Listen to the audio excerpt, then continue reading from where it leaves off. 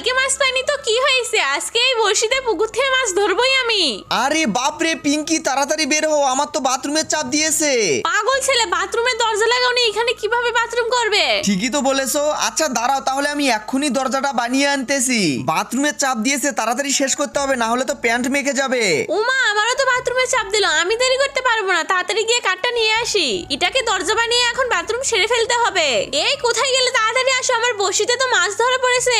সুতা ঘুরিয়ে উপরে তুলে নেই, এই তো এবারে ধরে ফেলেছি। দূর, এইটুকু মাছ? দাঁড়াও, এরপরে আমি অনেক বড় মাছ ধরবো। মাছ ধরা দেখে আমার কোনো কাজ নেই, তাড়াতাড়ি দরজাটা বানাতে হবে, এদিকে তো বাথরুমের চাপ বেড়েই যাচ্ছে। এই পিঙ্কি দেখো, দরজা এনেছি আমি, এবারে ভালো মতো লাগিয়ে দিতে হবে।